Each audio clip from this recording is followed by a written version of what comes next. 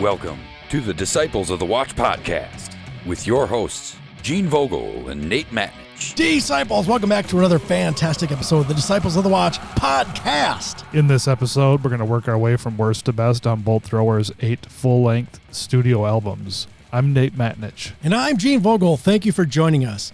Before we, of course, dive into all that, Nate, we got to play a little catch-up, and we're face-to-face for the first time in how many years? Since 2020? Yep, it's been about 5 years since we last recorded in the same room together. Yes, this is awesome. I'm glad you could swing by and make that work. You're only up here just to record the podcast, right? Yeah, yep, I drove all this way for that. And, all the way from Denver to the Minneapolis area? Hell yeah. That's dedication. Bolt Thrower means that much to you. I know. I'm just super stoked about Bolt Thrower. No, I'm really glad it worked out that we were going to be in town on the day that we're going to be recording. And I wanted to get together with you, so this worked out perfect. But I went to the Iron Range first because my nephew graduated, and he had a party, so I went up there just to be there for that. And, my family lives about 3.5 hours north of Minneapolis. So we drove there first from Denver, and it was about 9.5 hours of driving the first day, and then about 7 hours driving the next day. And then I drove about 3.5 hours today to Minneapolis. Cheapers. So, and I'm really excited about our Airbnb. We took a little bit of a gamble as to the location. We just weren't sure how the place was going to be, but it's just really cool place. But it's right on nice. Lake and Lindale. So people who are familiar with the Twin Cities in Minnesota, you'll know what Lake and Lindale is in that kind of area there. The Bryant Lake Bowl is right outside of our bedroom window, and it's right in the heart of Uptown. So there's all kinds of action, like Lake Street. Our bedroom overlooks Lake Street. It's pretty cool. To be right there in the middle of that for our Airbnb, and the apartment is really nice. Good. Yeah, you're definitely in the heart of the action right there. Yeah, and there's Cheapo Records is really close by there on Nicollet, and Extreme Noise Records is really close by there. I was trying to remember the name of it. I'm like, you're right there by the punk place. What's the name of it? Extreme Noise. I'm gonna go there for sure. Nice. Yeah, we're gonna be here till Thursday. Today is Sunday. We have some time just to schedule for ourselves. We're gonna go to Lake Nokomis, and they have these swan boats you can rent where you kind of paddle them around, with your feet. And we've always looked at them when we were kayaking around Nokomis, but we're actually gonna go rent one and go paddle around Nokomis on one of these swan boats. Nice. Yeah, so definitely looking forward to having some fun just on our own, because we used to have fun here, of course, when we lived here. So yeah, especially when you got that kayak and you discovered your joy of kayaking. Yeah, a lot of fun.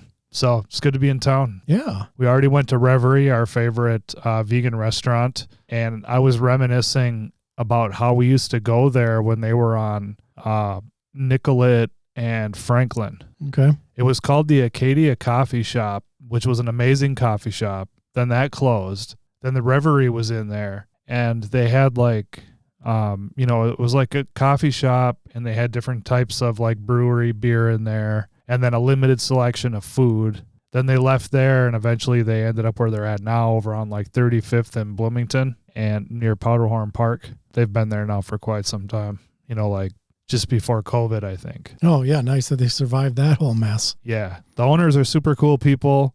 They're super involved in the neighborhood that they're in, which is a pretty diverse neighborhood, and it's a little dicey over there as well. But they're super involved with different community groups. It's real legit, because it's just this couple that run this place. They actually are part of their community, I guess is what I'm saying. It's just not like a corporate restaurant. Oh, right, yeah. You know what I'm saying?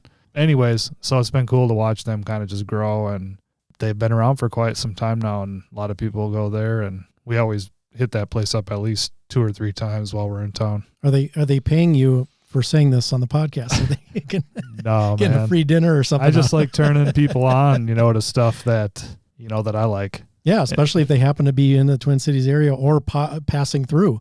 I mean, obviously we get a lot of traffic at Mall of America as far as, the people coming in from around the world. Yeah. The tourism. Yeah, totally. Yeah, if you're vegan, or even if, Like I eat eggs and stuff like that and cheese, so I'm more vegetarian, but I still love to eat there. I was fully vegan at one time in my life, but I'm not currently. Nice. So how was everything up north then? Good. Yep, good. Got to see my dad and my sisters and my nephew and stepmom. And better weather up there than what we're dealing with down here? It's exactly the same thing. It's an oven. First thing we noticed is like, okay, I used to say like, winters are miserable in Minnesota, but summers are pretty nice. I'm revising that to now say winters and summers are miserable in Minnesota. And I'm really glad I don't live here anymore.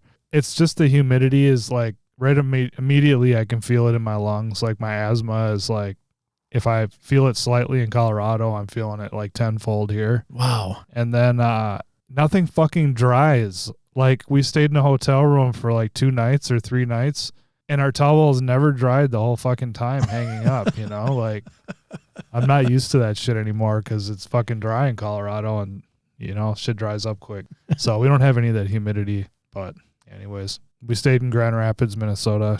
Got to drive Leslie around, my wife, and show her different things because I grew up there. So nice. Any fond memories of that area? Oh yeah, most of my childhood fond memories are up on the Iron Range. Oh, nice. Yeah, I was telling because I grew up in the suburbs, Burnsville, where you did. Yep. And I never had like friends and stuff, kind of like the same way I did in northern Minnesota because it's a small town. Like my dad lives in a town of 300 people. And my dad was friends with all these people who had kids, and we were all friends. And so we were all always doing stuff together. And we would ride our bikes around town and, like go out in the mine dumps on our bikes, our BMX bikes, and, make these little like trails and tracks and shit out there. And most of my like really fun memories of childhood were in that area. It's kind of like growing up on the trailer park. You got that tight community of people. They're all in a similar living conditions, similar state of existence. Yeah, totally. So it's a little more relatable, a little less spread out. As you get older and you get, especially when you're in the Twin Cities area, it's so massive and even like for us getting to know the neighbors, and we're not even like in that big of a town, but compared to what you're dealing with up there, 300 people versus what are Shakopee 18,000 or something. Right. Yeah, super small town. Nice. It's not like that there now, but it was when I was a kid. Oh, yeah, I suppose. Well, so it's still growing up there in that area. I know there's been some hardships time and again, but well, ultimately when the iron ore mines closed is when the big wave of devastation came up there, because it was a really prosperous and nice place to live. And most people worked in the iron ore mines, and then they closed those, and they've only had like certain ones open at certain times. But most of the people I know who work in the mines get laid off quite a bit at various times. And but like Grand Rapids, which is the town I was actually born in, and it's the little bit bigger town there, that appears to like slowly be like revitalizing. There's like we went to a brewery that had surprisingly like upscale food. Like I was totally expecting to be disappointed. Because I mean, like we ate in like Sioux Falls, South Dakota. It was so fucking miserable. We tried to stop somewhere else too in a small town, and it was just fucking terrible. And I'm like, God. Oh, we were even in Aspen. Okay, I just want to say this. So last weekend before we came here, we took a mountain vacation for like 3 days. So it's not like we flew somewhere. This is like a 3-hour drive from our house, right. So Aspen, okay. I know this is a highly popular ski town, but we're off season, so we go there. And just out of curiosity, I'm like, what is the average home cost here in Aspen? God. $13 million fucking dollars. We went to this Mexican restaurant, and the food was fucking horrible. And not just mine, but both Leslie and mine. And I am not a complainer. I'm not one of those guys who's going to go to a fucking restaurant and cause a big deal. I'm pretty low key about all that. Okay. Yep. I expected, and everything is expensive. So check this out. So my burrito was like $25, and Leslie had some kind of like vegetable bowl that was like $26. This was a lower priced restaurant in Aspen. Like most of the vegetarian spots we looked at, the entrees were like $50 or $45. And it was all like no good. So long story short, we get to Grand Rapids, Minnesota, And they have some breweries and stuff. And we went to one, and they had really fucking good food. So we ate there twice. Nice. And, I grew up there. Like, I remember when they only had a McDonald's. I remember when the first Burger King came to, Grand Rapids. Shit like that. Yeah, I remember when they first started putting in, like, bigger stores. They used to have, like, stores like Pomida that was basically like a Walgreens. Shit like that out there. But anyways. Yeah, we didn't have those around here, but I do know the name. I've driven through towns with Pomidas, so I'm not overly familiar with them, but I think I've visited one or two in my day, traveling around for work or whatnot. Yeah, it's nice to see though, because it's been, it's always been a tourist town. I mean, there's lakes every fucking where up there, especially Lake Pokegama. It's huge. But there's all kinds of lakes up there. So people who like to fish and boat and do cabins and all that, it's always been a tourist town. It's where Judy Garland is from The Wizard of Oz. So they have like a Judy Garland museum there. How is it? I've never ever Nate, checked it out. And I was born in that fucking town, and I've never been to the Judy Garland Museum. We could have had an episode just on that.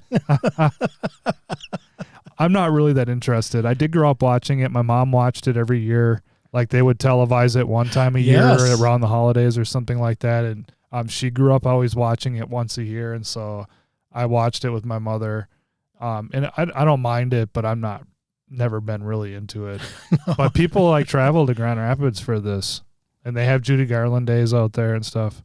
But it's a much nicer area than it used to be. Nice. They are slowly cleaning that up, and I think people are moving there. I don't know what they do for work. But remote work helps. It doesn't matter where you live if you can remote to work. Totally. Unless you're one of those that has to go in like once a week, and then the drive might kill you if you're in the Twin Cities and live up there. Yeah, I'm sure the cost of living is super low. Right, yeah. And the cost of housing, when you're talking about Aspen compared to what you're dealing with up there, that's going to be a huge swing. Yeah, I'll mention this too, since I like to plug things that I've got good experiences with. In Grand Rapids, there's a hotel called Hotel Rapids. And I've stayed there 3 times. The last 3 times I've come to Minnesota, I've stayed there. And they have like a restaurant, and it primarily serves like crepes. So they have a whole bunch of different like savory type crepes. And then they have a bunch of different like sweet type ones. Then they do like, my wife and I love cappuccinos. They make amazing cappuccinos. Nice. And when you stay there, you can go there to eat, but you can also, of course, it's not just for people who stay there. Is what I'm trying to get at. But if you stay there, you get like this 10% voucher off each day. I ate 2 crepes. Leslie eats 1 crepe. We each have a cappuccino. It's like $17.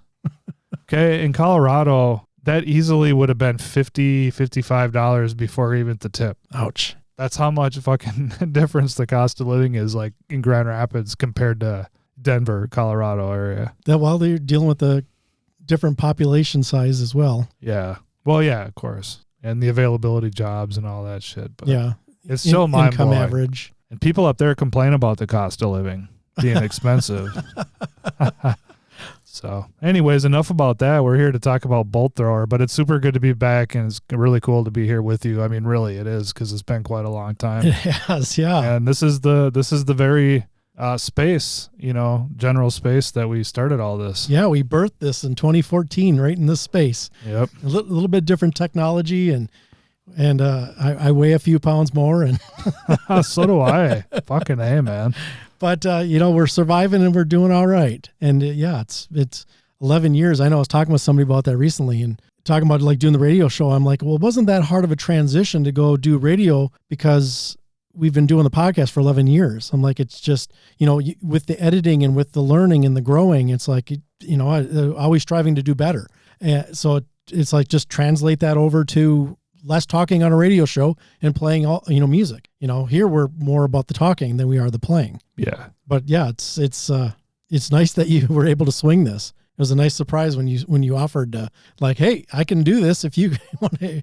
We were talking about doing it later, but then it worked out to just do it on our usual time, which is perfectly fine with me. Yeah, I forget that the drive is only like 3.5 hours from Grand Rapids. So I was like, oh shit, I'll get there in plenty of time to get there. But yeah, so what's your introduction to Bolt Thrower, and what are your relationship to Bolt Thrower today? Bolt Thrower for me was something I just kind of, it was always around.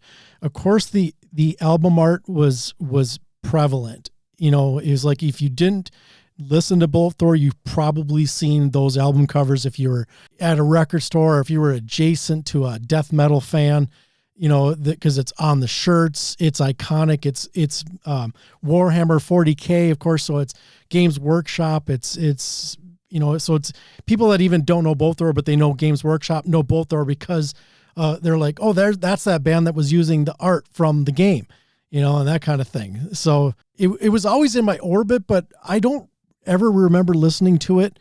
Like with Bob, you know, our mutual friend Bob, who we kind of share musical exchanges with, and you know, you and him would constantly tape trading and whatnot. Him and I really didn't do that, but he definitely turned me on to some stuff, and was in my first band for a one show for a brief moment, basically before he went to the military.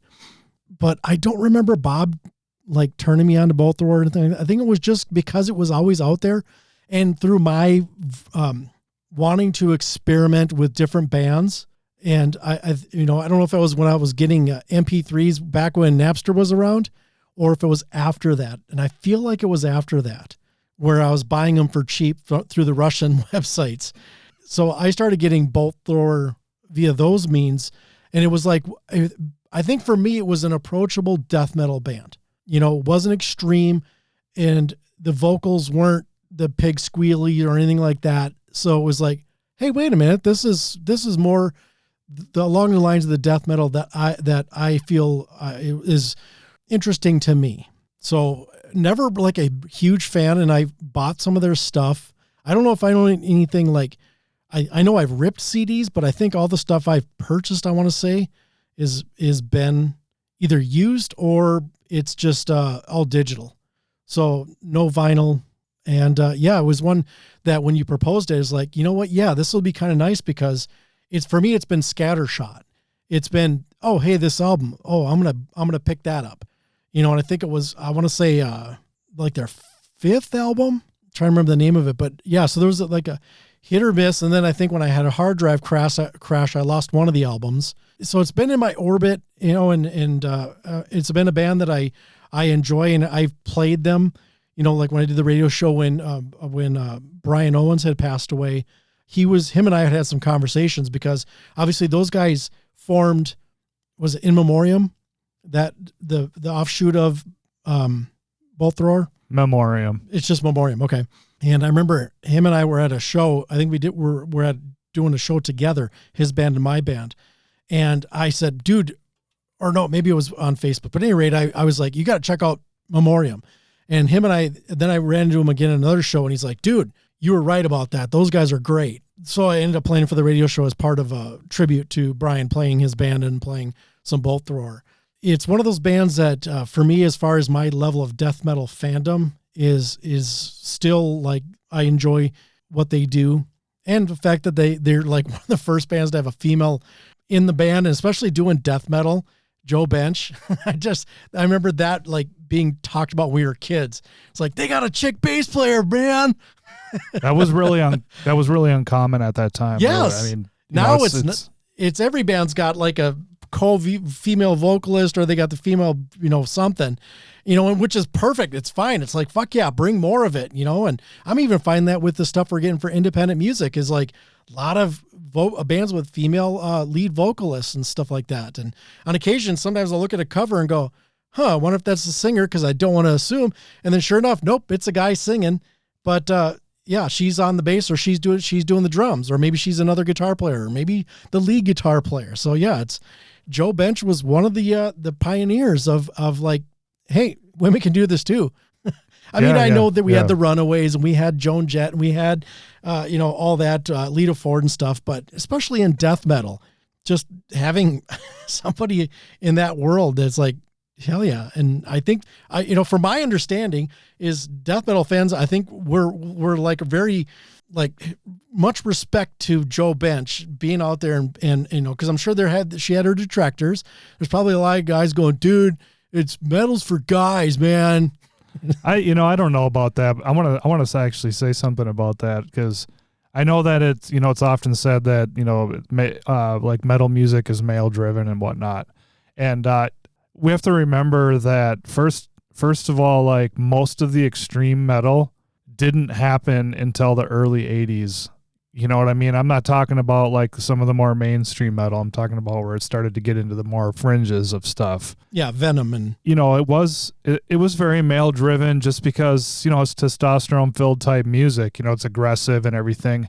I mean, just as an example, like growing up, women and girls and stuff, they weren't into sports. Like they didn't want to hang out and like watch football, for instance, where like all of a sudden now, like that's common. Yeah. Women are like way into fucking sports. Even my wife sometimes like will maybe like mention watching football, and I'm like, there is no fucking way we are watching football.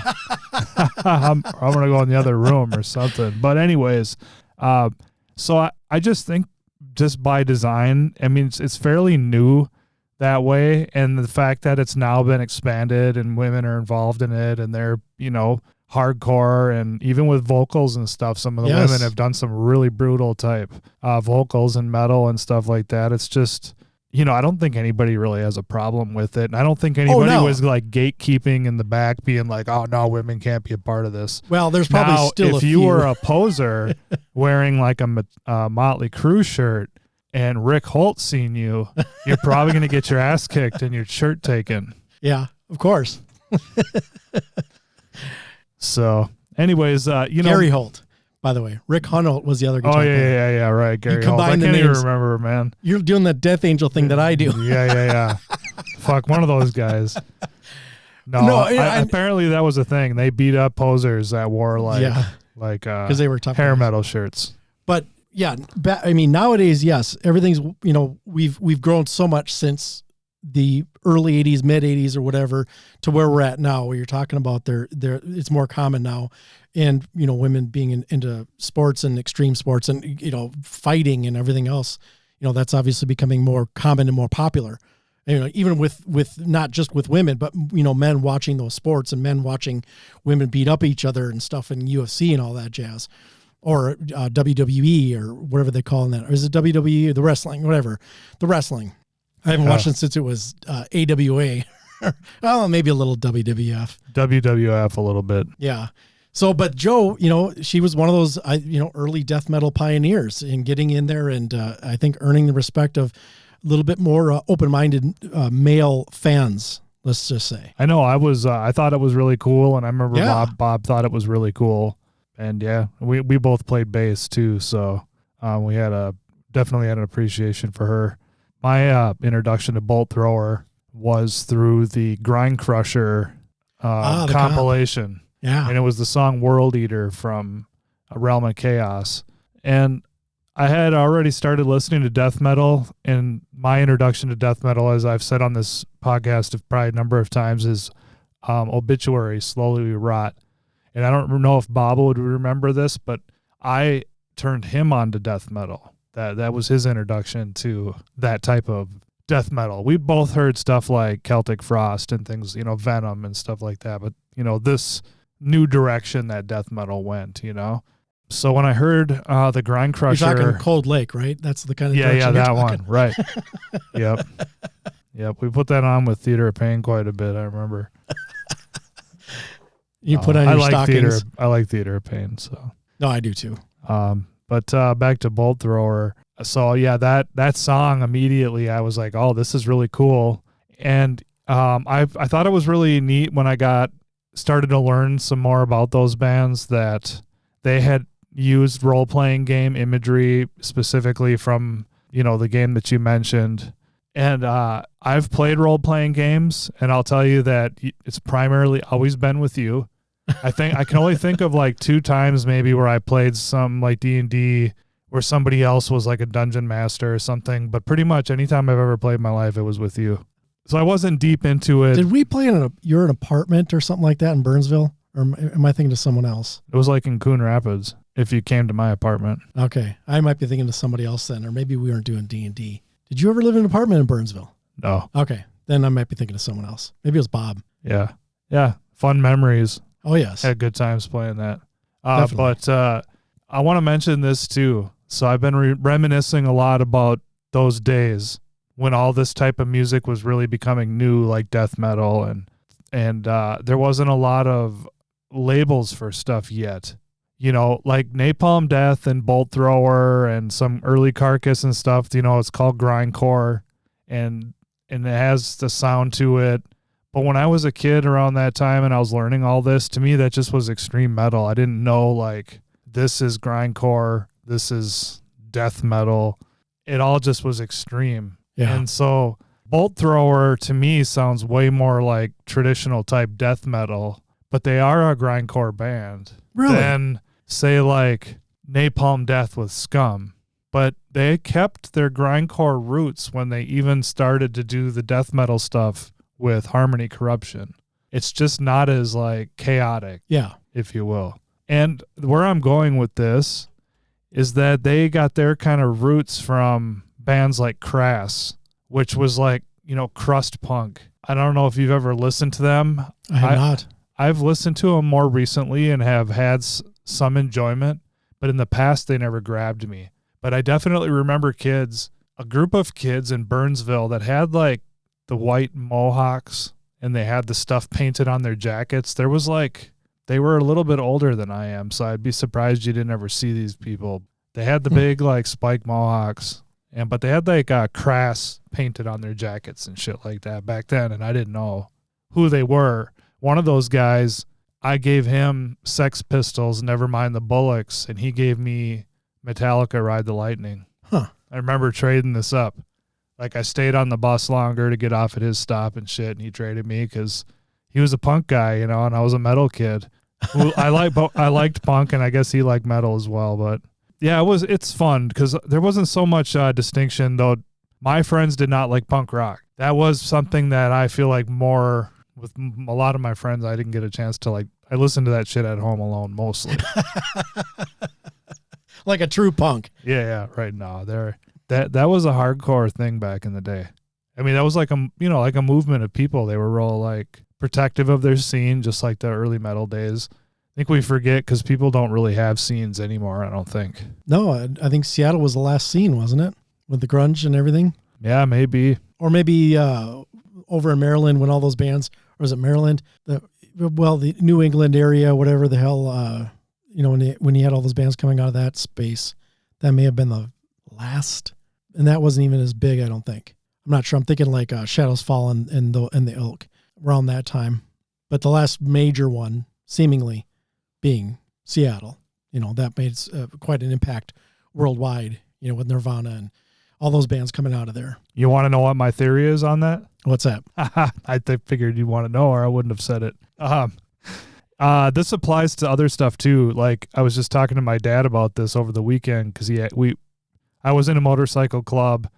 He always wished he would have when he was younger, but he had us kids to take care of and shit, so he just worked and whatever. But he asked me a lot of questions, and I'd said that a lot of we romanticize like the outlaw club days of old, but they don't exist anymore. And it's the same reason I think a lot of scenes have died away is because people have just become really comfortable in society. I know a lot of people like seemingly struggle and stuff, but if you actually look at like all of the comforts we live with now compared to like our parents or their parents, like scenes are like brought together by people who have a common struggle.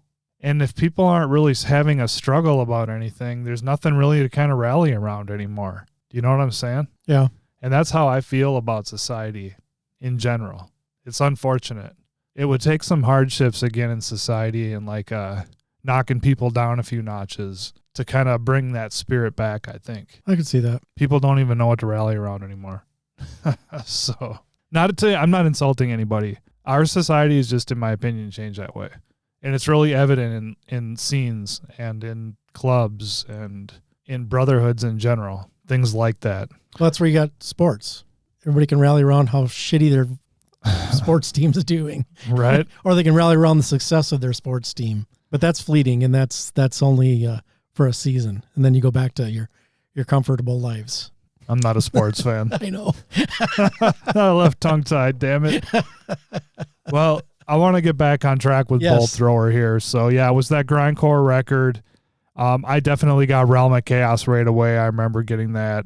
And just fucking in love with it. And I love Carl Willett's vocals. There was one album that they did with a different vocalist, which we'll talk to when we get to it.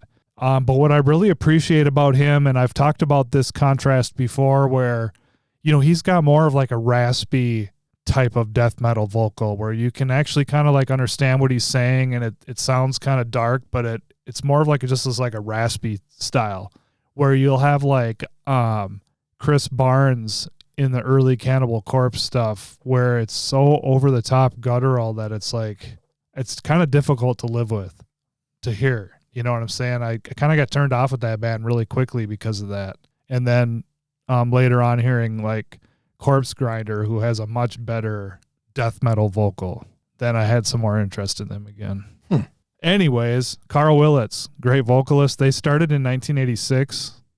They were influenced by bands like Slayer, Crass, and Discharge. The band was founded by bassist Gavin Ward and guitarist Barry Thompson in a Coventry pub toilet during a hardcore pump gig. Shortly thereafter, Andrew Whale and Alan West joined on drums and vocals respectively. In 1987, In Battle There Is No Law demo was recorded with this lineup. They did do some switching around. Gavin switched to guitars. They recruited Alex Tweedy to play bass. However, Alex did not show up for the recording, and so Gavin played both guitar and bass for the demo. 2 weeks after the recording session, Gavin's girlfriend, Jo Bench, replaced Tweedy. With this lineup, they recorded their first Peel session on the 3rd of January, 1988. John Peel is an alternative disc jockey of BBC Radio 1. Very well known, even here in the States. Yeah. I mean, those of us that know music, I should say. I mean, you couldn't go and ask your average, radio listener. But I think people that delve into, podcasters and people that dig a little deeper into music would go, oh, yeah, I know that name. I actually thought I had this recording, but it's a Napalm Death Peel sessions that I have. I was kind of excited for a second, and then I was like, fuck, I don't actually have that one. So he heard about them through their demo.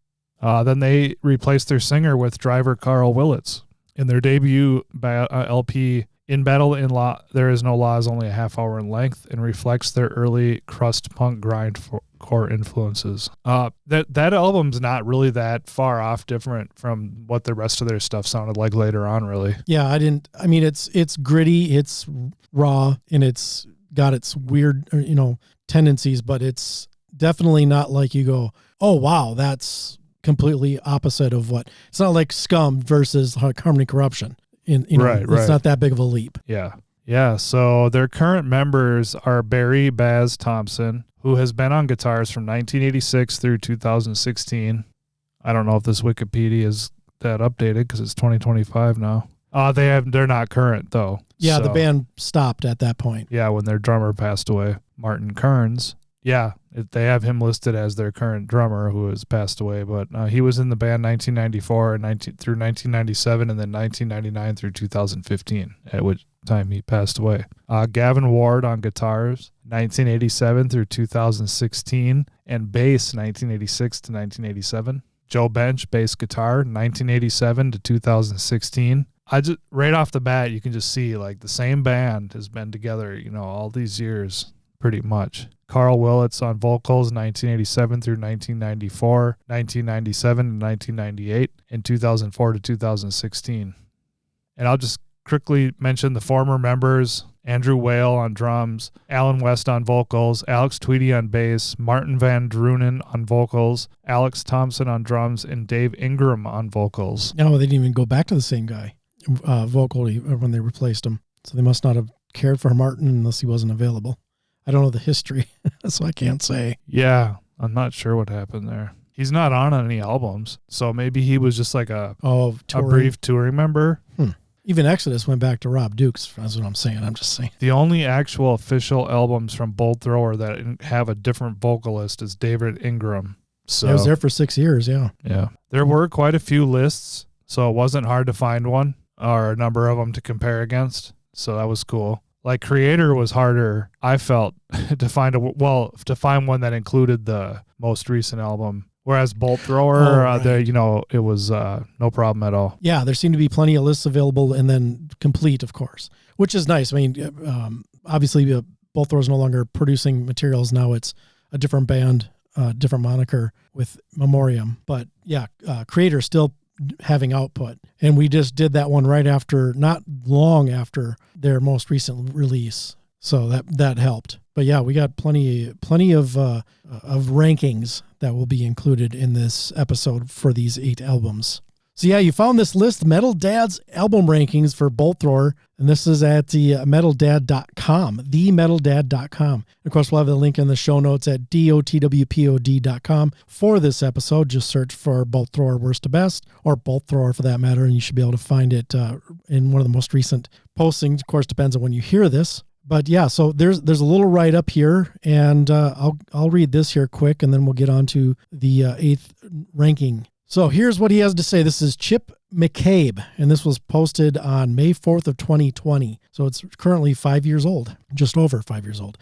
And he writes, last summer, the 13-year-old, known as the Candyman for you Metal Dad radio show listeners, sat down with the entire Iron Maiden discography and ranked the albums from our least favorite to most cherished. We had a blast and ever since have been kicking around the idea of doing it with other bands. After laying down some parameters, i.e. a band must have released a minimum of 5 full-length albums, and no comp records, no live records, etc., similar to what we're doing here, Nate. We are finally embarking on our new monthly series. First up and randomly selected, England's Masters of Battle-Tested Epic Brutality Bolt Thrower. There are 2 things I'm going to love most about this series. First is getting to revisit the entire discography of some of my all-time favorite bands. We have a list of about 25 acts we'd like to get to at some point, and we'll probably add on as we go. Second is having my metal-loving son go back and visit albums he's never heard front to back before.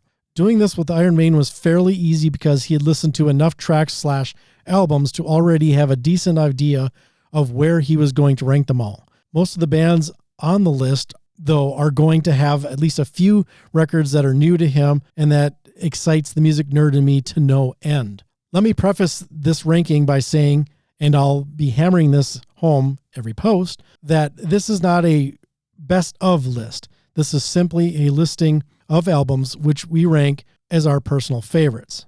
Let me also preface this particular post by saying I don't think Bolt Thrower has ever put out a bad record. This is a band that I've held in extremely high regard for a long, long time, and I'd take their discography over that of almost all of their peers. And that's something, Nate, and that's where he ends there. And I would agree with that. There's a consistency that I've found with this band as I was going through. And it almost felt like I knew that, and I'm not sure why. So when I got through it, I was like, not surprised, but it was like, it just kind of hammered home that fact. Like, I'm going to probably say this and don't hurt me. They're almost like an AC/DC. Like you know what you're going to get with the Bolt Thrower album. I was going to go there as well. Same with like a Motorhead. Yes. Or Motorhead. a Slayer, or even, Slayer. Well, Slayer kind of had a little bit of differences, but it's still very Slayer. Yeah. And to where you and I agree, those 90s albums of Slayers were not dogs by any means. They're still good albums. Not at all. Yeah, when you're going with Bolt Thrower, you're going, Motorhead be a good example of that. Is like you as soon as you crack the cellophane on that CD, you're pretty much what you're in store for. They weren't putting out a black album. They weren't putting out anything that was going to be completely there. There's no risk involved. The album name I'm referring to, Risk, via Megadeth, with Bolt Thrower in their catalog. And it is a limited catalog, but it's just a band that just it's like, this is what we do, and this is Bolt Thrower, and this is what you're going to get for 8 albums. I mean, the first album is a little bit different for me, but it's still not, like we compared to, Scum to Harmony Corruption. There wasn't that leap between that and not the at all. Yeah, the In Battle There Is No Law sounds just like a rough, like a demo version of, Realm of Chaos. Yeah. All right. So we've got, if you will. You want to kick off? Or you want me to kick off? Go for it. Okay. It's coming at number 8. We have Honor, Valor, and Pride. This was their 7th release. Please remember what I just wrote about Bolt Thrower not having any disappointing items in their catalog. With that said, 2002's Honor, Valor, Pride is by far the weakest link. This is the only album that Carl Willits didn't handle vocal duties, and while Dave Ingram is a solid death metal vocalist who recorded some excellent albums with Benediction, having him front Bolt Thrower just sounds off. I liken him to Ian Gillan. Loved his work with Deep Purple, hated when he fronted Black Sabbath. I just got to pause there for that one. Hopefully Baco's listening. They are both examples of heavy metal Venn diagram that didn't work exactly as planned. The music on this album is still entirely bolt thrower though.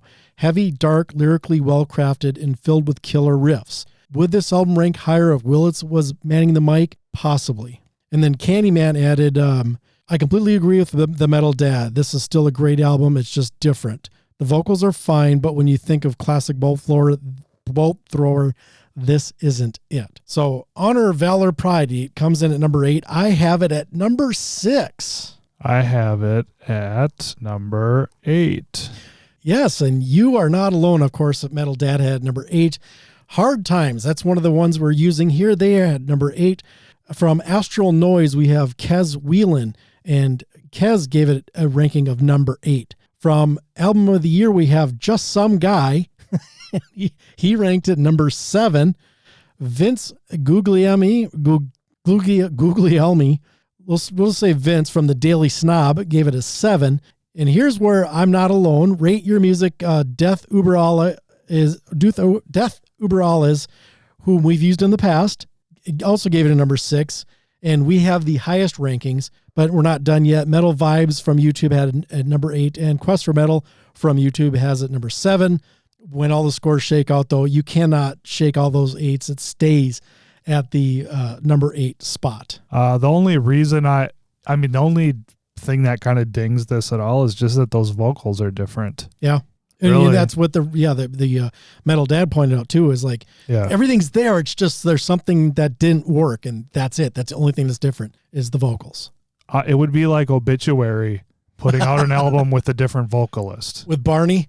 Some of those bands, you just, most of those, I guess any band, you just get used to hearing them after, and that if you're not going to come out with like a Black Gives Way to Blue type album or a Back in Black, you might get lucky. Then your people are going to be like, this sounds off.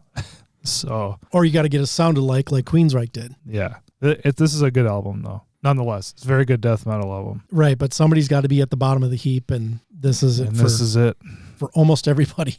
It's 6, 7s, and 8s across the board. But yeah, only 2 of us that rated 6. And that was the funny thing is, I did all my rankings. I didn't want to see anything, and which actually I had done before I even reached out to you, and then you gave me the notes afterwards. So I was like, just kind of curious as I was putting all the information in the spreadsheet to get the final rankings and figure it all out. I was kind of curious to see how I would compare with you, of course, but you and I have some of our differences in what we enjoy.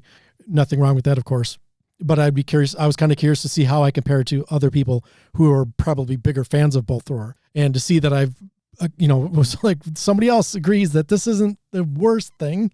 It was kind of interesting and kind of neat. But I could easily see why everybody else would say this is the bottom of the barrel, and I'm going to say why later on once we get further down, because I have a thought process on that, similar to like what we say, like what we did with Exodus, or Metal Shirts, where some people like, I like this guy, don't like that guy, and that's going to completely schism their whole ranking system, because he's not on it, so that's the worst one, and he's not on it, or that album either, so that's my second to worst.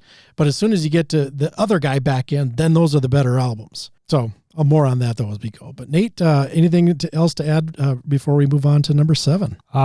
I could see you having a different type of ranking, or want a little bit higher, because as you said, it's not like you've been a big fan of these guys for many years or something like that. It's probably not as shocking to hear a different vocalist for this band when you were going through it. Yeah. You know what I mean? And it's not bad at all. It's just different. Yes. Really. That's all. Yeah. And that's one thing too, I'll point out, when I went and looked at all of my rankings, the ranking each song individually and looking at the spectrum of scores, it's like, this is still all pretty tight. That's a solid like catalog of, there's no stinker in here. There's no like Risk or Super Collider that where it's like, dear God, what were these guys thinking? It's like, can you salvage a single song? You may have to get down to the riff. I like that riff. This album sucks, but I really like that riff. Well, you're not going to sell an album with a riff. You got to have the songs. You have to have the goods.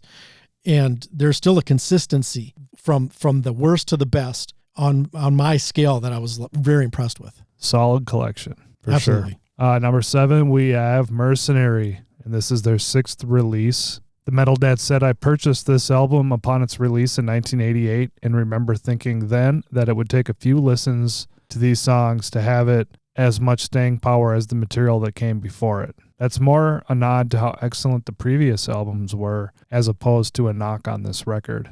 In hindsight, realizing how much inner turmoil this band was going through at the time, replacing their drummer, their vocalist coming and going, etc., my appreciation for this record has only grown over the years. This is a record that sounds tight and technically proficient in the way that only a band who'd been killing it for well over a decade could produce. When you look out at the death metal landscape in 98, this album looks even more impressive. More than a few of their contemporaries were falling flat on their gore-soaked faces at that point, while Bolt Thrower just kept producing meaningful material. I wonder if that's like a kick at Cannibal Corpse or something. Candyman's ranking is, he says, Mercenary. Now this is more like it. This album is pretty great. The only reason it ranks lower is because of how amazing the rest of the albums are on this. The rest of the albums are on this list. So number 7, Nate, where do you have Mercenary? Number 7. You are a detractor.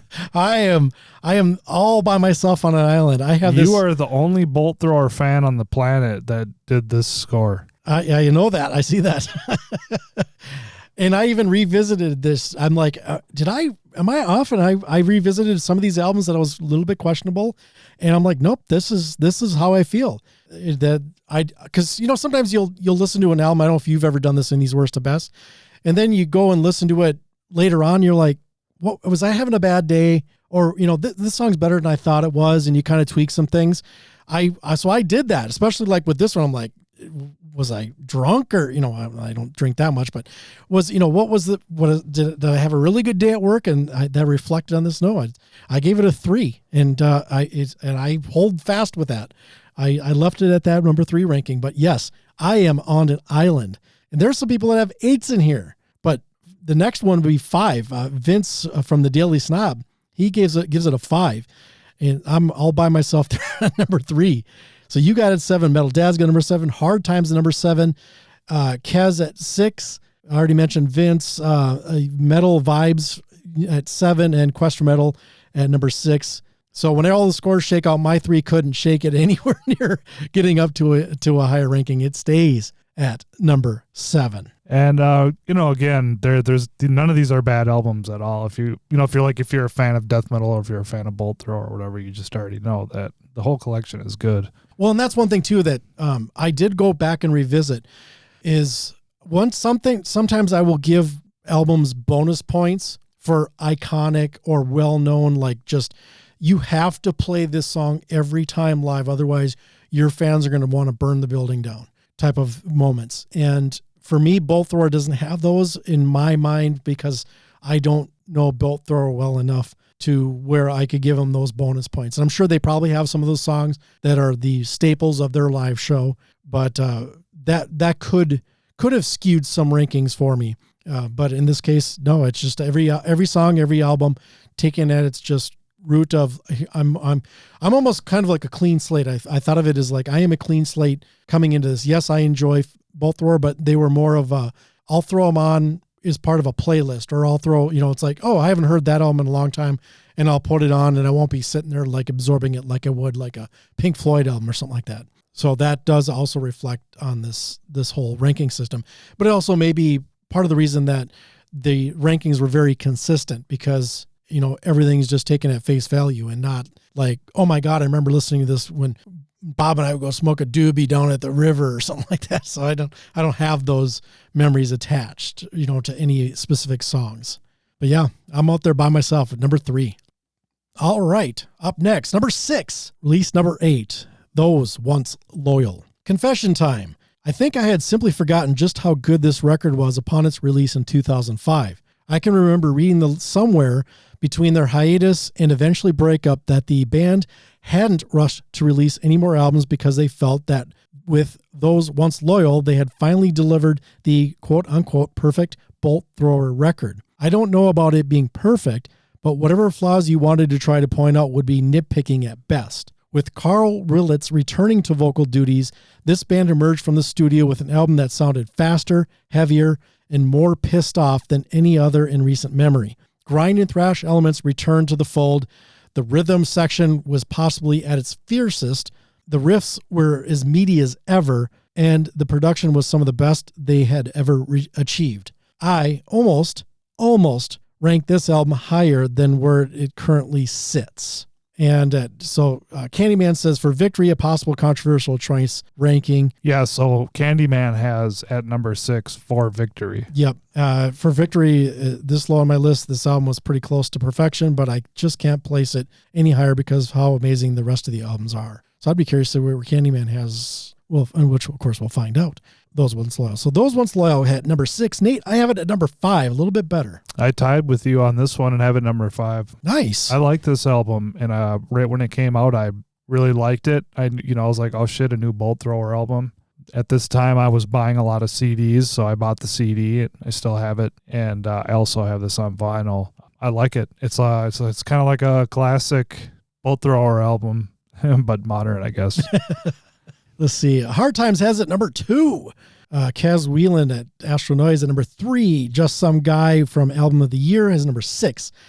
Nate, we have a standout. This is the Vince from the Daily Snob has this as his worst. This is number 8. Wow, that's surprising. Then again, Metal Dad's got number 6, and again, it's when you're dealing with 8 albums. But we do have a couple of people who loved it way more than the rest of us, and that is Rate Your Music with Uber Ollies, number 1, and Metal Vibes from YouTube at number 1, and then Quest for Metal has it number 2, same as Hard Times.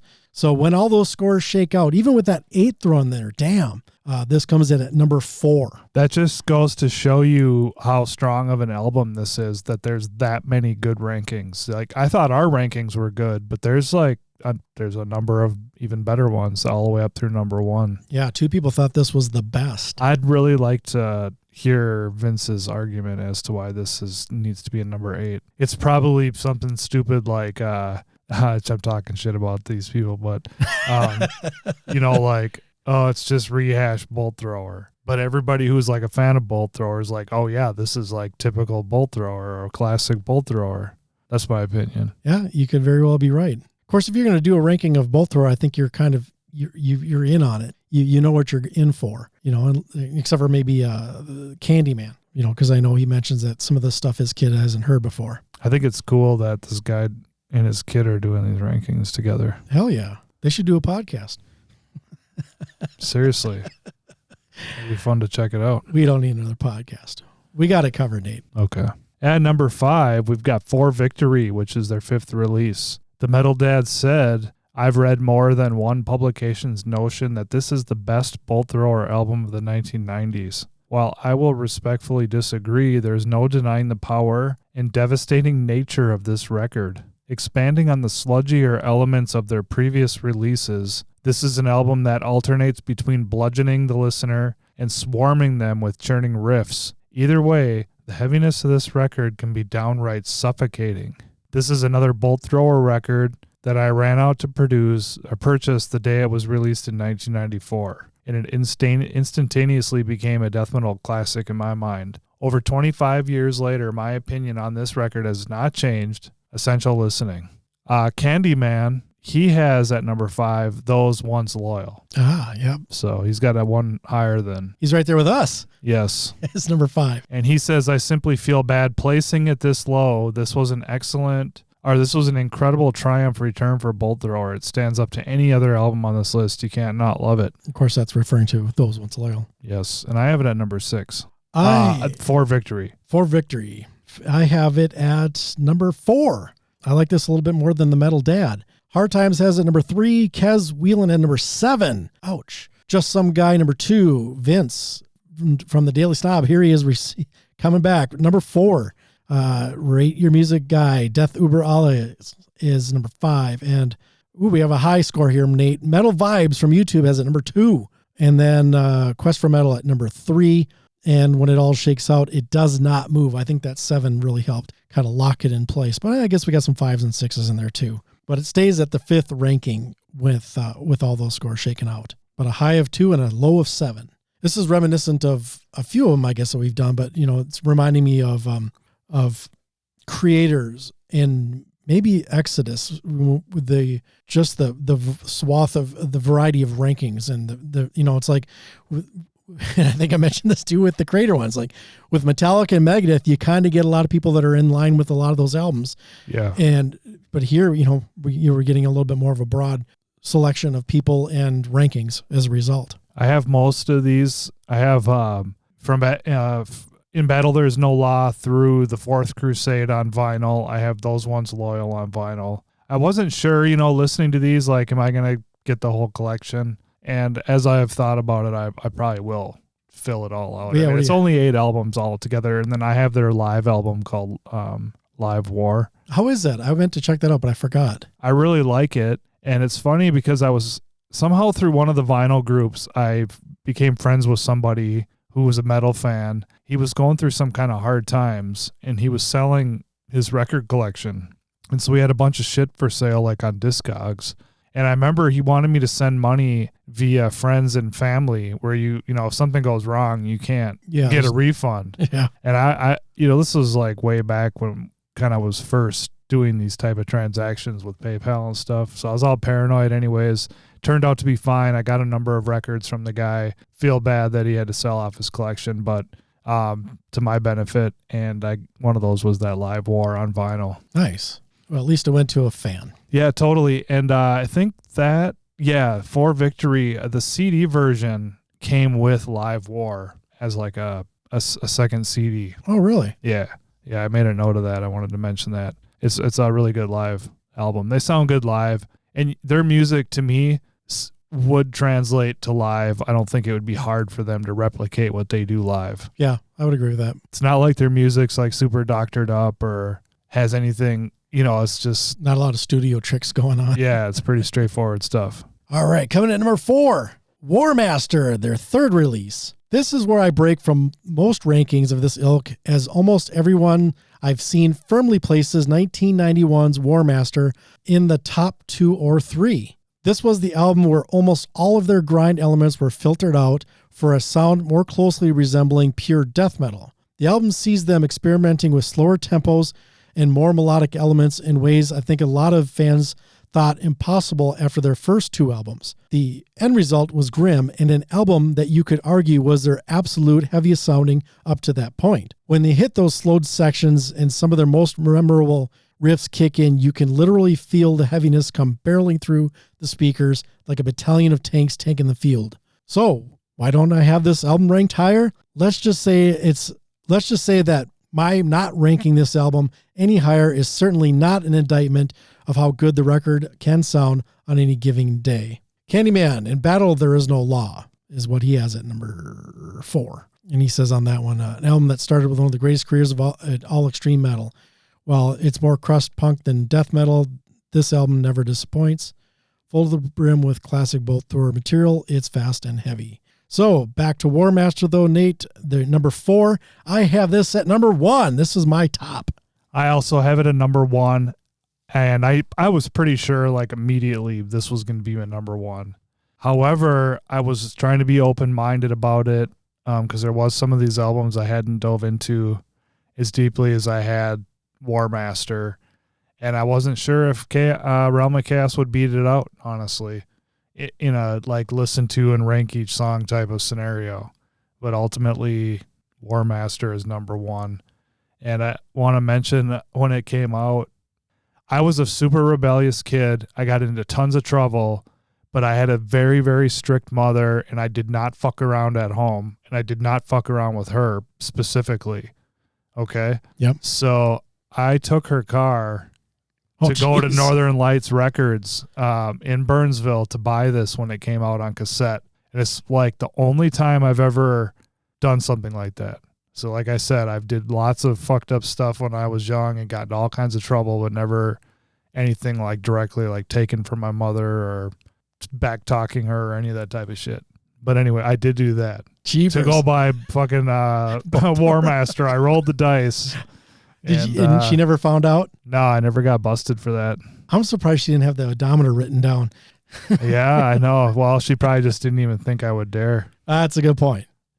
And I did dare. You did. Got away with it. Yeah. Fun story. I'll always remember it. That's pretty cool. I also want to say some other stuff about this album before we get through to the other rankings. There's a lot of people who say the Fourth Crusade is like a doom, like a death doom album. It's slower and, like just more doomy.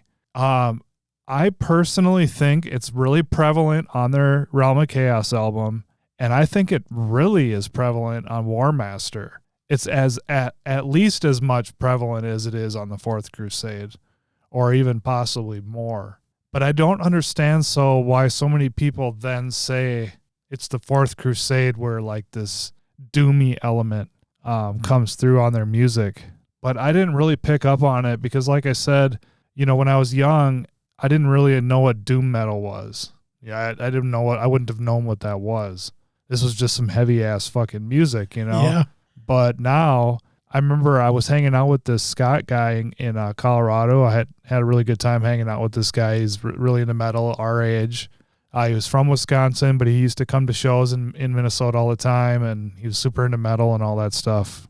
But he'd come over and we'd get super fucking stoned. Like we'd take these, edibles, because I always got strong edibles. And then we would just like smoke up these big, massive joints, and we would listen to like old death metal and stuff.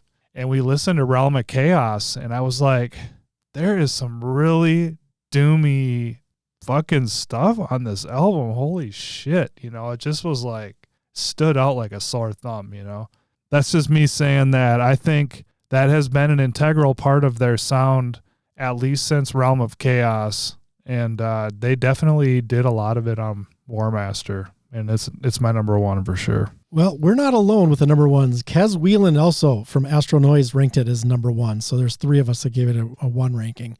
Hard Times comes in at number 4. Just Some Guy, number 3. Vince at number 2. Death Uber Alles at number 3. Metal Vibes, number 3. Quest for Metal at number 5, Nate. Ouch. That he puts that outside of the top 50%. I don't understand how. Even Metal Dad has it number 4 into Hard Times. But yeah, that's quite the stretch. But when all the scores shake out, this one comes into the number 1 slot. Right where it belongs.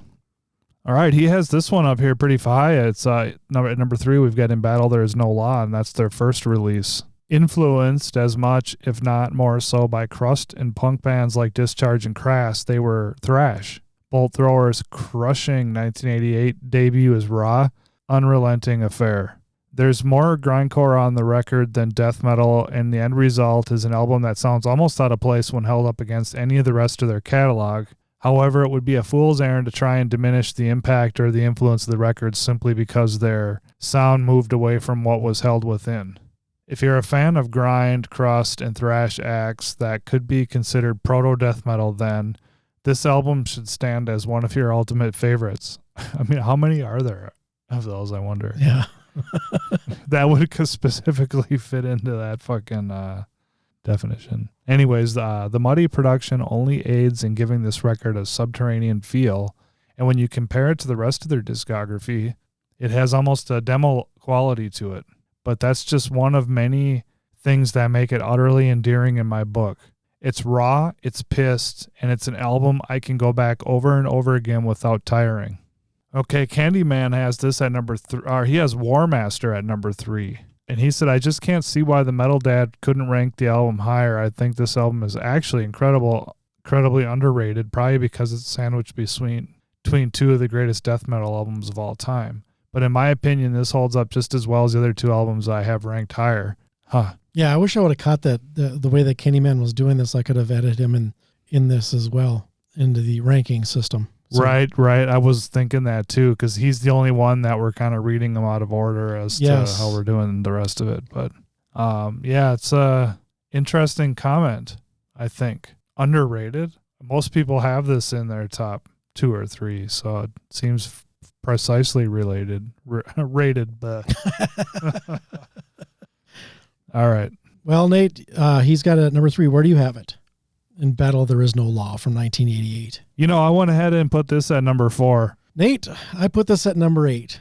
Yeah, this is, I really like when he said it's like the demo quality, or it's like a demo type, that's what I get out of it. And it kind of reminds me of Killing Is My Business. Like the production's not the greatest, and it's in a rawer fashion. But for me, it's more of that grind, and that's where that for me is a detractor, not so much an added element to it. So that ended up falling to my number 8 spot. So this is my worst of the whole catalog. I'm not alone, but there's still a lot of other rankings here. We got a pretty good spread. Metal Dad is number 3, though. You got number 4. Hard Times at 6. Kez at number 5. Just Some Guy number 4. Vince at number 6. Death Uberales at number 7. So almost the worst. Metal Vibes at number 6. And then Quest for Metal agrees with me that this is the worst. So when it's all ranked out, this one sinks 3 spots. That is surprising he had this in his top, but I guess, and I had a feeling that as I was listening to this album, like, I know Nate's going to have this one possibly way higher than where I have it at. Now, how early do you think you got a hold of this album? Or, no, this one you didn't hear. Yeah.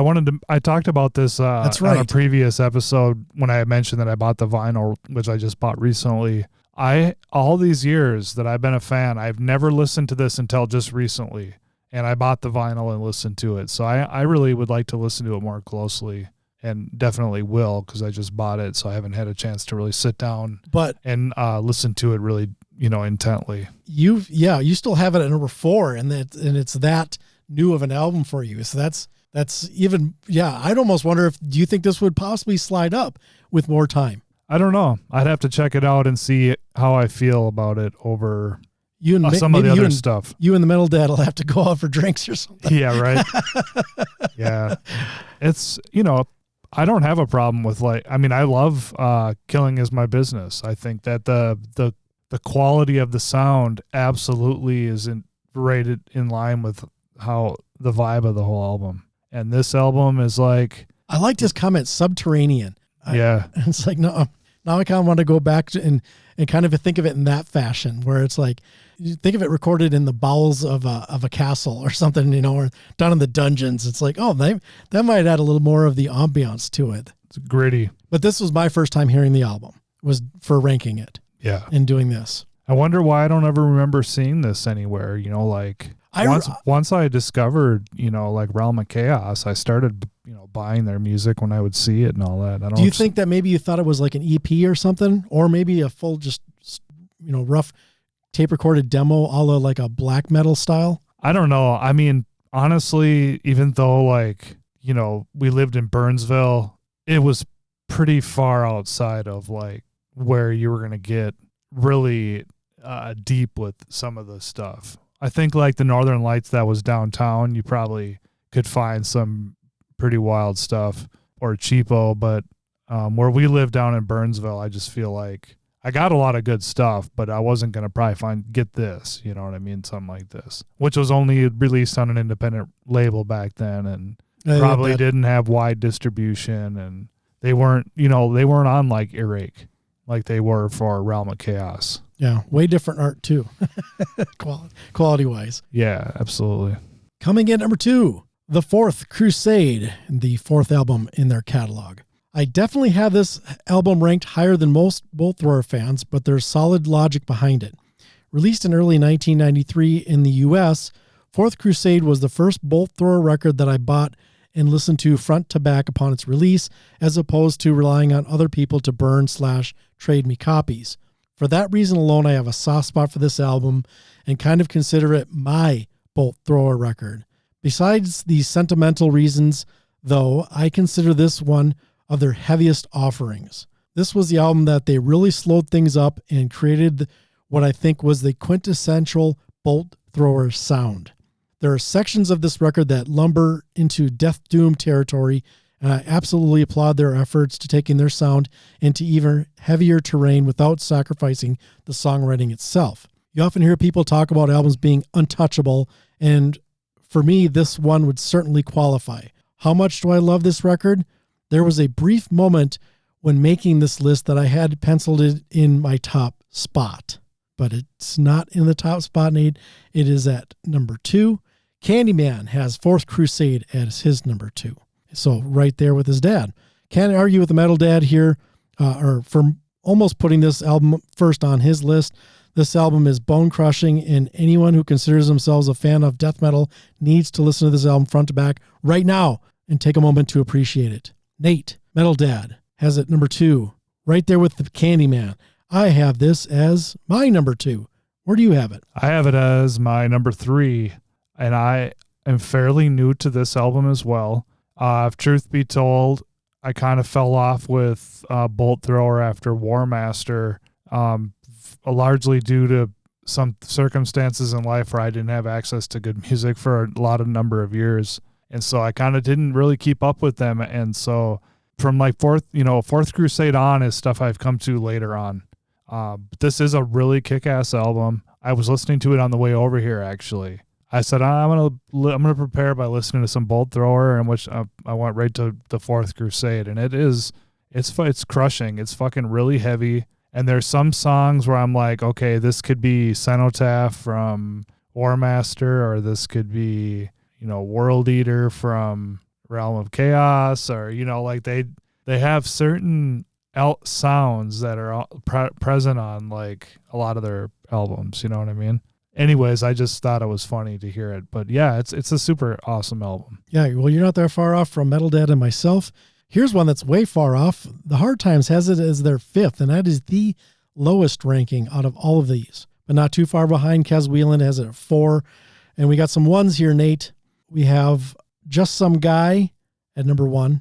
Vince at number 1. Death Uber Ollies at number 3.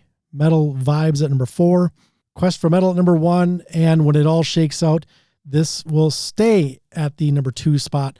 And there is a tiebreaker note in this, which we'll get to as we discuss the next album as well. But yeah, this one came down to a tiebreaker to get it into that number 2 spot. All right, well, this is no surprise to anybody that this is the number 1 album, and it is Realm of Chaos, which was their second release. Eventually, when it came time to lock in my picks for this list, I flip-flopped my top 2 choices, not because I consider one better than the other, but because of what this album meant for me as a metalhead and the death metal universe in general. This was the first Bolt Thrower record I ever heard shortly after its release in 1989.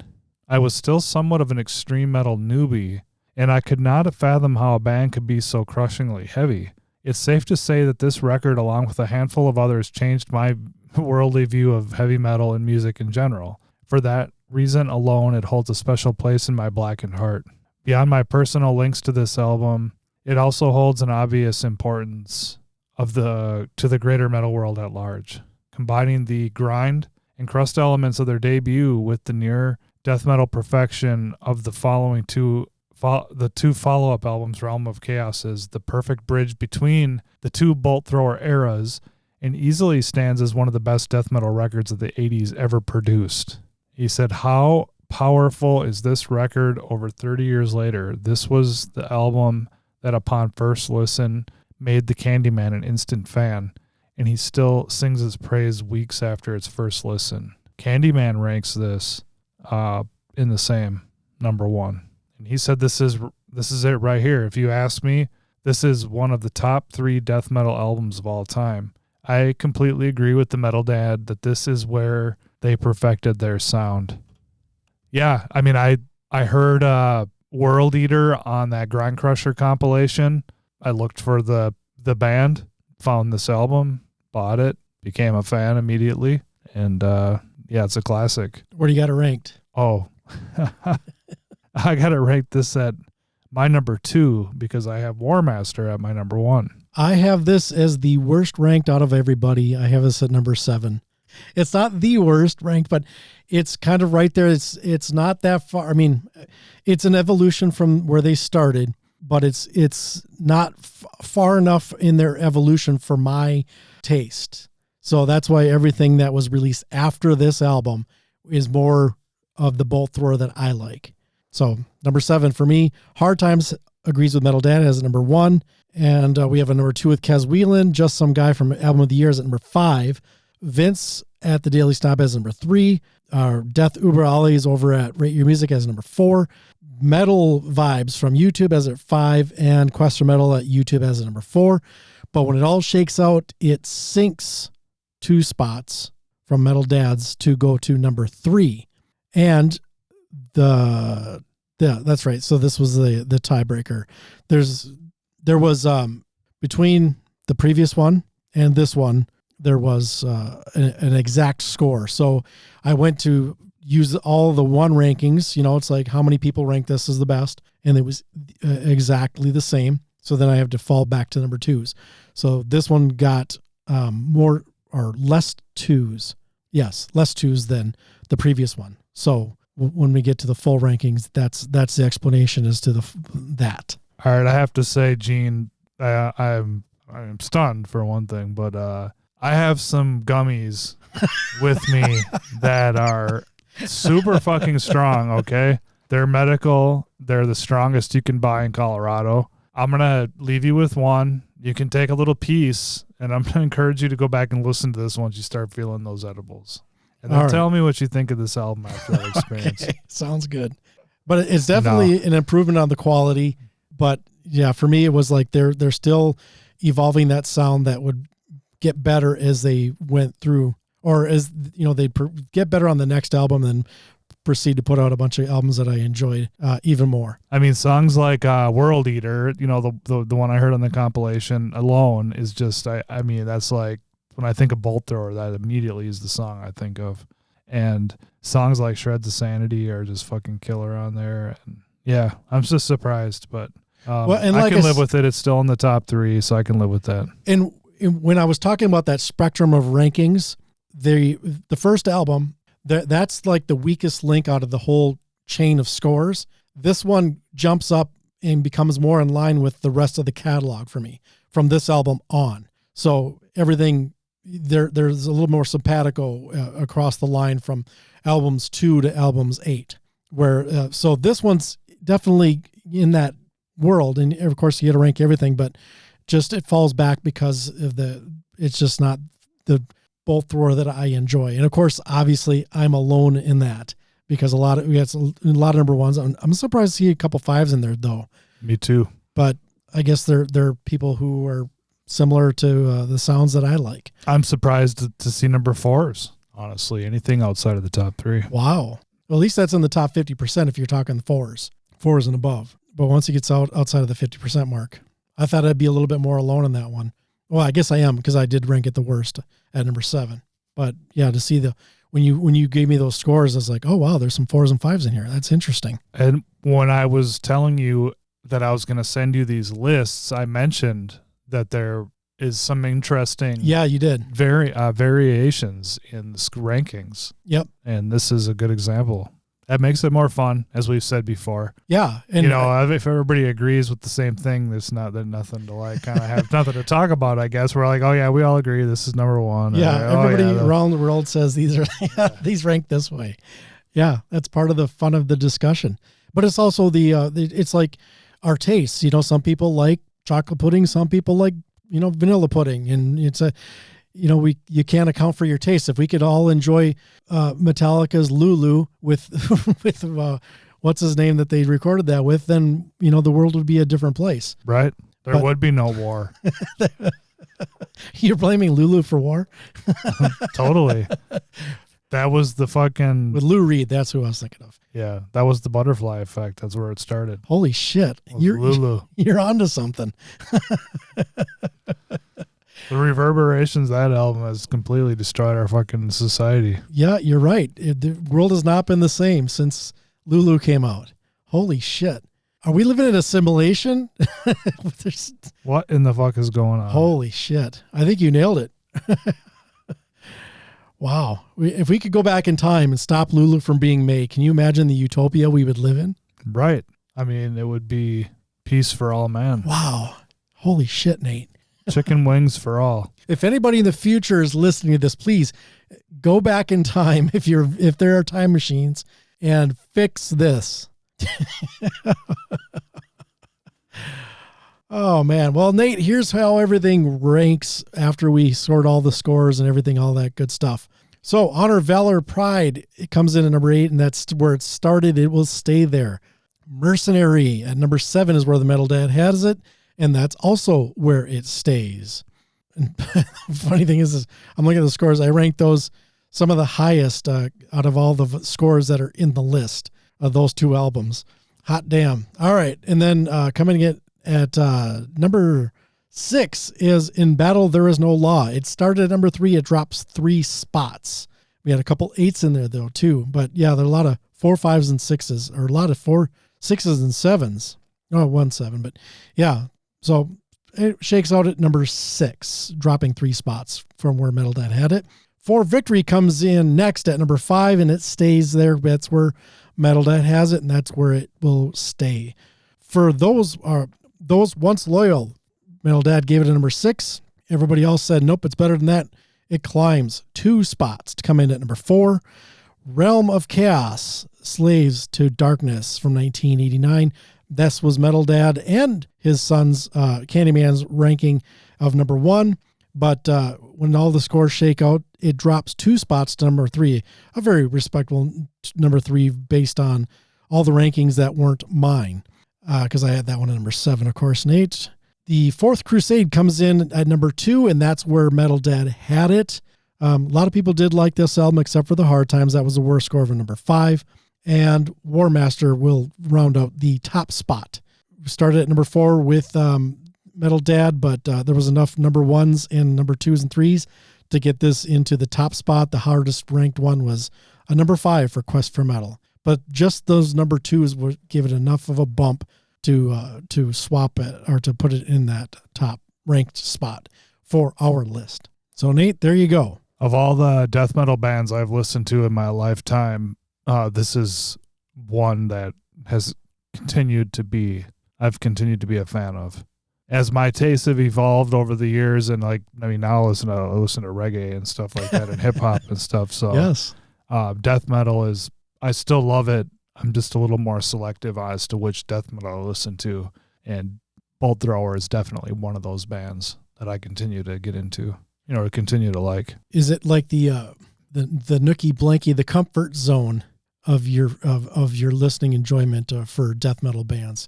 That's kind of how I don't know if I'm saying it the way I mean to, but it's like that old friend that you can rely on, kind of a thing, where you're going to put it on, you know what you're going to get, and it's always decent. Yeah, it's always going to be good. If you look at black metal versus death metal, okay, so Bolt Thrower has a lot of like this doomy type stuff going on with their music.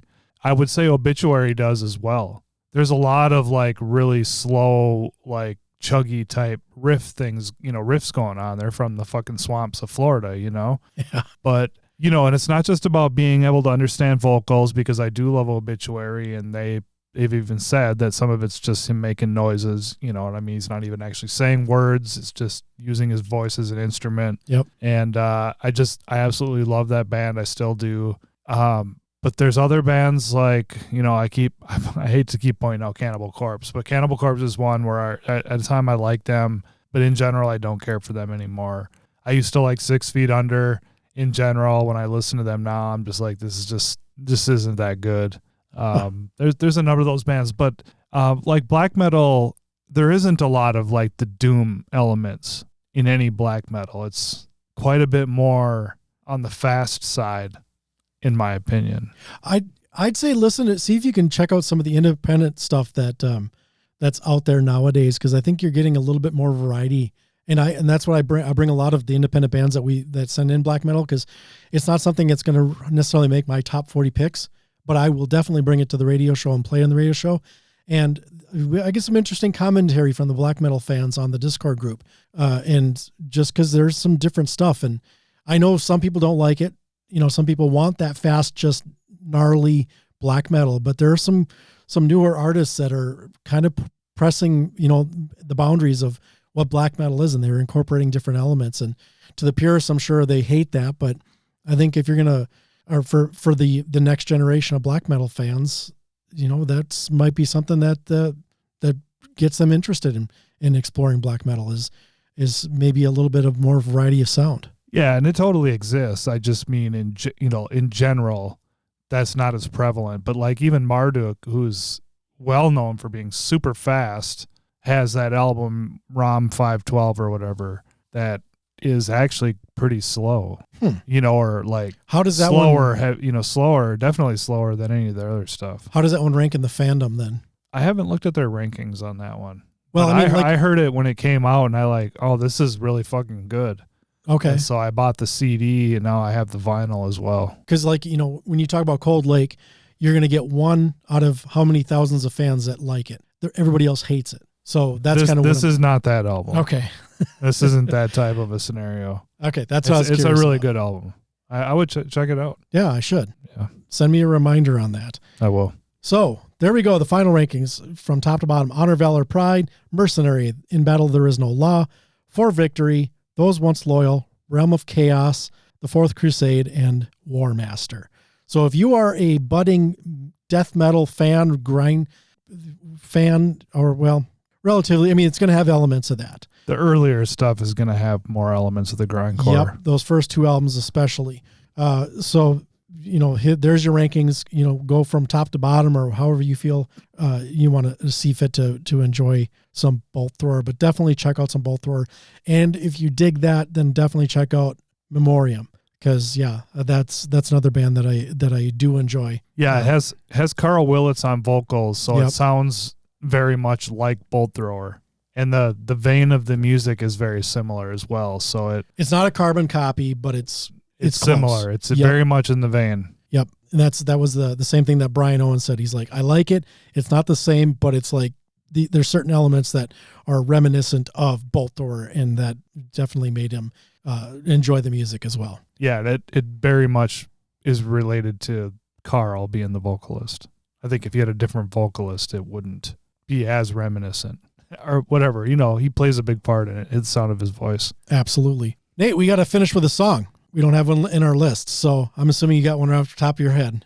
I actually, when we had the misduplicated lists or whatever, I did have a closer song. Perfect. So, and I did think about it, but pretty much right away I knew it was going to be World Eater. I was wondering. Yeah, that's what, that was what was on the compilation, and I heard that, and I was just like, oh, this is fucking awesome. So that's what we're going to roll out with. Nice. And that's from Realm of Chaos, in case you don't know, in case somebody doesn't know. Well, they're about to find out.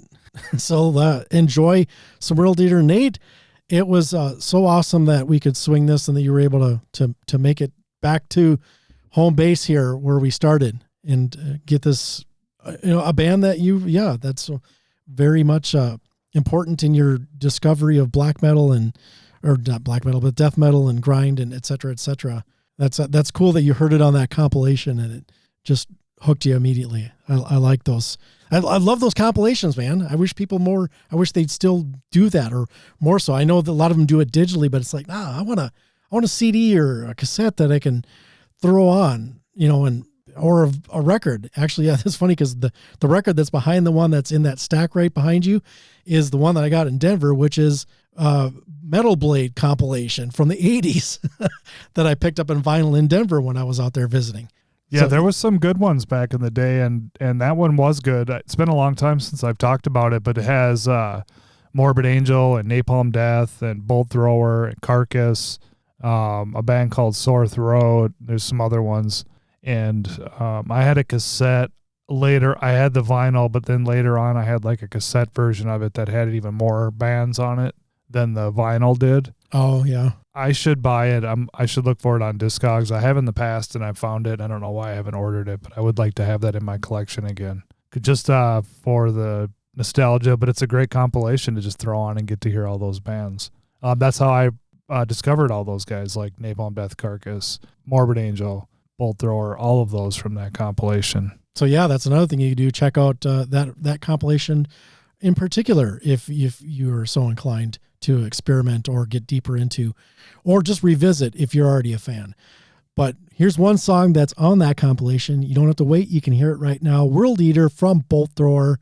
Nate, again, always a pleasure. And until next time, my friends, stay heavy.